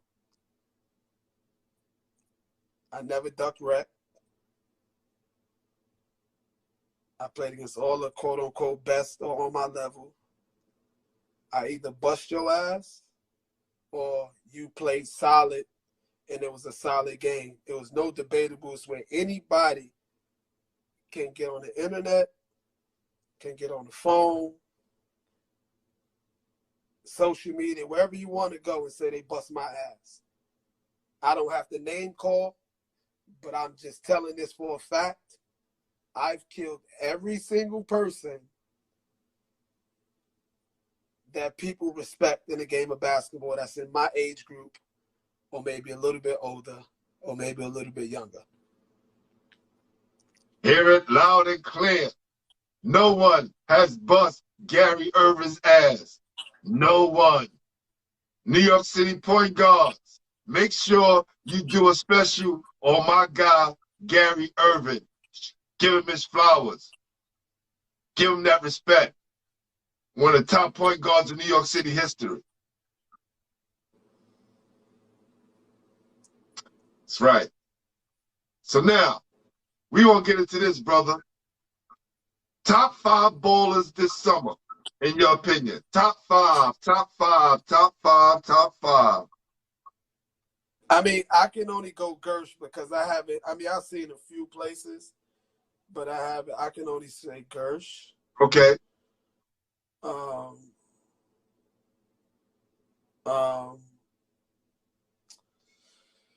Kedar.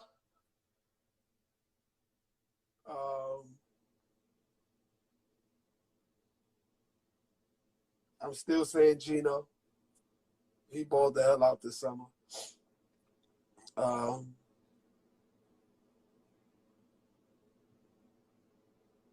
Damn. I don't know. He said I need his top 5 Brooklyn point guards. Excluded. I got you with that. I don't know. I think everybody played pretty well. I think that the person that was underrated. Isaiah played really well this summer to me. Wilkinson. Yes. I really think that people really underestimated, and he should have got more credit, with Thad Hall. Yes. The second best team. We was the second best team in Gersh, arguably the first best team when we had everybody. And in Duncan Delight, I think he had like 20-something. When that game when I showed up, he had like 20-something in the first half. Yeah, but my God. But what he did in Gersh was dope. He averaged 20 plus. We wouldn't have been almost undefeated without him. Meech ain't do too good, bro. No. Deadpool was solid. Nobody besides Kedar just stood out on Sean Bell because they're a well-rounded team. You know what I mean? Like it ain't fair. So like if I was playing like in my prime, 25 points, 23 points, they're not gonna respect it. It's respected now. I can't score 25. Niggas will look at me like I'm crazy. 25. Right. You know what I mean? Like, but now it's accepted for people. What made Kedar so different though? When it came to his, because he's playing on the Sean Bell. They're a really good team. And his energy, his motor, and how he was getting it everywhere. You know what I mean? Like, so he can't get 40. He can't get 40 a game. He can't get 30 a game because they have an all-star team. Now, you know suppose take him off that team, put him on a team where everything just goes through him. Do we do the same thing? He'll score more. I don't say that the winning would probably be the same, but like if you put Kedar on my team with the team that we had at SOG, hands down. Hands down. Because a person like me who takes the back seat is going to feed him. You know what I mean? And he gets it from the thing I like about him, because he gets it from so many different areas of the court. Yeah. Yeah. So like that's what I've seen. That, you know what I mean? Like that's what I've seen. But top 5 point guards ever. Hold on. You can't still. That's the top 5. Nah, go ahead. Because that was one of my questions. No, that ain't. No, he's saying top 5 point guards in history. This said, I need his top 5 point guards. Is that history or now? Yeah, you can do that. You can do that. He must be a fan of the show because he knows it's my top 5 time, and we do this all the time. But go ahead, top 5. You was doing top 5 what? That was gonna be top 5 point guards, New York City history. But from Brooklyn. He said from Brooklyn. Oh, he said from Brooklyn. Okay. All right, let's do Brooklyn. Yeah, Brooklyn all the time. This is me. I'm going Pearl Washington.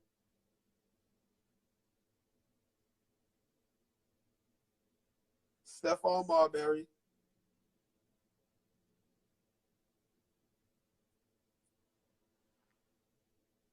Sebastian Telfair.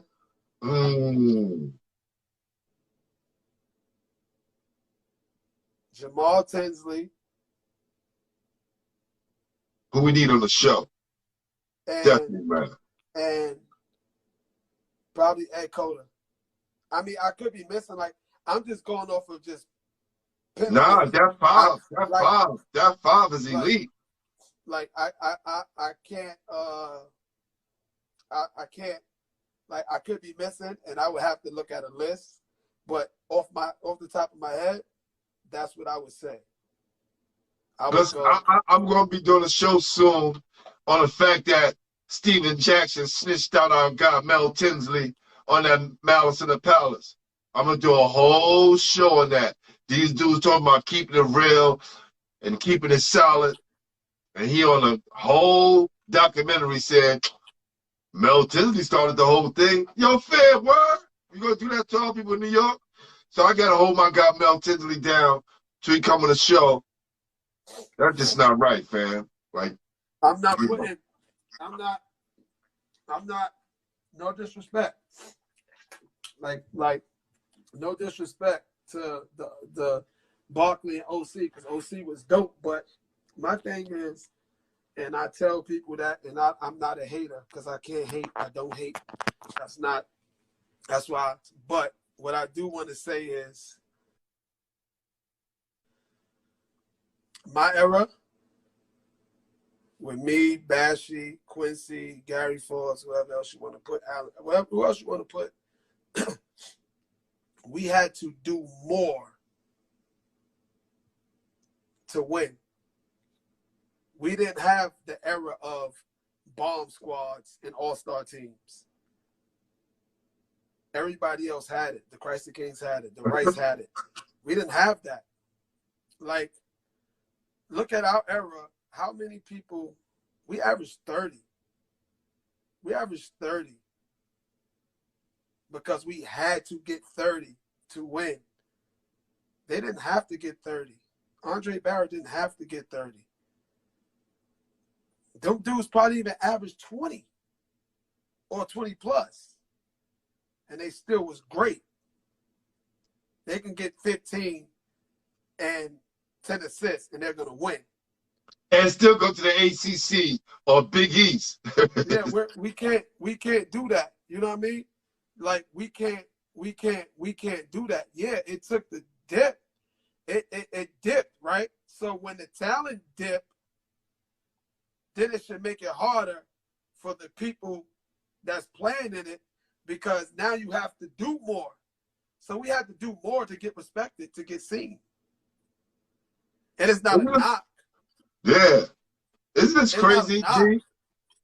It's not a knock, but it's just a spade to spade. Isn't this crazy? Rolando Blackman made it to the Big 8 in Kansas State, being second team All-City in New York City. Yeah. Yeah. That's not, that's not going to happen today. No way. How many, on your era, how many dudes second team All-City that's playing in the Big 8? No, they're not playing. Like, my thing is, the people that was playing second team with us ain't even going mid-major. You know what I mean? Like, yeah, it is. I mean, everything changes, but we could say the guards averaged less. Yeah, it was. It still was high majors. Nothing wrong with that. It ain't. But there's a lot of guards that played their ass off because Darryl Hill played his ass off. Like, we really had tough guards. And the people that's older than us, they're not that much older than us. Like we say eras, it ain't that much of a different era if they 2 years older than us. We quote unquote are in the same era. Yes, yes. It was just a few years different. Because if you arguably argue and state, and I'm going to say this because they pinpoint three guards. They pinpoint Andre Barrett, Talik, and Omar Cook. Now, what I'm about to say is me personally. I think that Sebastian, me, and Showtime is just as better, if not better. And they had to do more. You know what I mean? Like, yeah, 3-year gap ain't nothing. Like, I mean, like, yeah, we could say it is when you're in high school, but once you get out of high school and they out of high school, there's no 3-year gap. So you can't say you played in the era that I didn't play in. We played in the same era. I played unlimited since I was 16 years old and was getting 30 at 16. At 16. Just like people ask the questions of who's better than who? Who's better than who? Right? If I shoot better than you, pass better than you, play better defense than you, how are you better than me? You're not better than me because of a career. That doesn't make you better. Everybody get lucky and have certain opportunities. There's a lot of people that's out here that was better than me that didn't get to play college basketball. Yes, yes. Same So here. let's understand when people start talking about who's better than who. You better at what? Your career doesn't make you better. It doesn't. If you played me 15 times and I bust your ass 15 times, but you played somewhere else that I didn't play, you better than me? Like, you don't live life on that. Like, you can't say somebody's better because they won a championship and he didn't win a championship. It's not easy to win a championship. That's why everybody don't do it. You can't tell me all the people that won a championship is better than Carmelo Anthony. Listen, I'll have that conversation with people. Championship or check. Yeah. No, we're not asking about the who's joint at the hip because me, Bashy, and Darryl Hill was all 1 year apart from each other. We're talking about talent-wise, mano y mano, grit, basketball savvy, shooting, defense. I'm taking y'all three. But that's what we're losing. The weight. We're losing. But see this. What you just stated is the problem that we have. We have those problems. If I played 4 years of high school basketball and just went to prep school as a junior, I would have been a McDonald's All-American. I was the number 3 point guard in the country. So understand, giving you a McDonald's stamp doesn't mean anything. Majestic Matt was a McDonald's All-American. Rice King was an All-American, McDonald's. So people can't solidify that. Hold on. Let's back up. Because we talking about King Rice. That's my era. I seen Antoine Lewis wash him from beginning to end and make him look like he didn't even belong to Antoine Lewis level. He's still with North Carolina. He's still with Mr. Basketball New York State and got to play the McDonald's All-American game. But does it make him better than Antoine Lewis? No, that's what I'm saying. I'm not saying Omar, Dre versus and Talik versus us three. What I'm telling you is that's the three that's mentioned all the time with them. Yes. I would mention that three with my era or with my class or whatever you want to say. That's the three that I'm speaking upon. You know what I mean? Like, because people like to say Gary versus Sebastian. Well, where is Darryl Hill? He was that nice. You know what I mean? Like, so that's what I'm saying. Speak those three. If you want to speak, don't speak two. Speak three. That's what I'm saying. Speak three. Because if we're just talking basketball, I'm picking me. Whoever team I'm on, I'm me. I'm just being honest. None of those three is doing any, like, no. So therefore, that's what I'm saying. Speak those three. Don't just speak two. So that's all. And is that the public school guys and versus the Catholic school guys? Huh? Because all you guys with the public school, correct? Yeah, You, all public Joe. school versus all Catholic school. There you go. Yep. Yes. Yes. Yep. Wow. Well, brother, I'm going to promote this. And when I put it back out, put up, you know, a couple of different segments so people can understand and realize, you know, that G. Irv, definitely one of the best in New York City history, man. And I'm not just saying this because you on here, because I watched it from beginning to the end. Nah, I appreciate that. And I'm getting those games put on disc.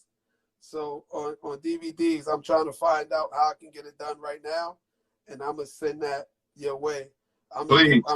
gonna get it to New York City point guards too. Definitely. You know what I mean? Definitely. Y'all want to wrap up this real quick before I get you out of here? Top 5 MCs.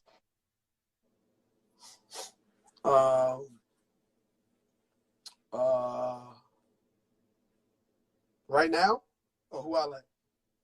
Whoever you think is the top 5. Don't make a difference now, yesteryear. Your top 5. I'm not putting Jay-Z because that's just, they think that's a given. Yes. He's in a whole different stratosphere. I got Jadakiss.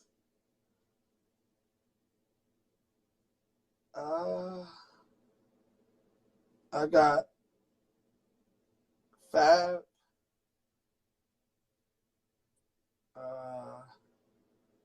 People don't know me when it comes to music. I got Nipsey, but I've been listening to Nipsey before the people listen to Nipsey before when he died. I was listening to Nipsey from straight out of Slauson. Facts. Damn. I don't know. It's tough. You know what I mean? Two more. I don't listen to Nas. I really Brooklyn like Andre. I like Andre 3000. He just killed that Kanye verse too. Yeah. Kanye song. I'm going. It could be, for me, it could be Kanye and Drake, but I'm putting Drake in there just because it's my preference. I like. Got you. You know what I mean? Like, so. And I'm gonna put this out there. I don't think no one could do a versus with Jay. No one. No. Sorry. No. It's just what it is. He could dust dudes off with his B-sides and not even playing singles. So, brother, let me just say this. Been wanting to get you on for a while, have this conversation with you. Still tracking down your uncles because I want to get them on here as well. Dre say he's definitely with it. Spoke to Mike. Love your Uncle Ross, man. Salute to him, man, for being there when your 2 uncles left to move out of the state and keep up with you, man, and help you become the player and the man that you are today, man. So I want to give you your Uncle Mike. My Uncle Mike is the Ross did the basketball foundation. Uncle Mike is the real GOAT when it comes to me as a person, as a teacher, as a father. He there. Everybody had their little pieces to the puzzle though. You know what I mean? Like my pieces to my puzzle was the same pieces that's around, but like they did a great job. And obviously the easiest thing is to say your parents because they definitely is the blueprint of it. But it's the outside people that probably doesn't have to, that's not given. Those are my people outside. Besides my day one brothers and my friends, they gave it. Like, you know what I mean? Like, everybody played a piece. Uncle Dre was first. You know, he played his pieces. Uncle Mike just took over. Let me tell you something. Your Uncle Mike is my OG. This is real talk. When I was coming up playing and doing my thing, he always had words of encouragement. He always had words of encouragement. He always would tell me, you know, the things I need to do to get better. But as far as anything else, he was a big supporter in the neighborhood to let you know that you could do the same thing that he was doing, man. So salute to Mike Irv, man. He's the illest. He's the illest. He one of my best friends now. I appreciate. I think me personally, we always talked about it. This was the best timing to get up here. You know what I mean? Like, I don't think it would have been this valuable or this good if it was something that was rushed. You know what I mean? Like, so right. I appreciate it. I can't wait to see, you know, after the fact how it looks. But thanks again, and you already know you always supported me, and we gonna talk. You're gonna be at the game, so I'm gonna see a lot of you. For sure, man. Salute to everybody. Say what's up, especially Uncle Mike, man. Tell him I said what's up. Tell him Pooh said thank you for everything they did for me coming up, man. Appreciate it. Appreciate you too, man. Thanks. No doubt. Salute, my brother. All right. Oh man, this is awesome, man. Listen, there's nothing like having a conversation with guys when you see their progress from beginning to end. I'm lucky enough to say that I've seen a lot of guys come up in this New York City basketball game, especially those who are coming up in Brooklyn. Gary, class act, good brother, always respectful, always has a smile on his face. If you know G and you see him, the first thing you see is his smile. But you already know he a beast on that court. And nothing be played with. So we happy to give him his flowers tonight. Let him know he's definitely one of the kings of New York that did it the right way. So salute to you, my brother, and everything that you stand for, your family. Salute. Flowers goes out to you, brother. No doubt. All right. About to wrap it up. I'm your host, Glenn Pooh Harding, and you've been watching Basketball Heads. We got some good guests coming up soon. So y'all stay tuned to the official home for New York City basketball. Peace.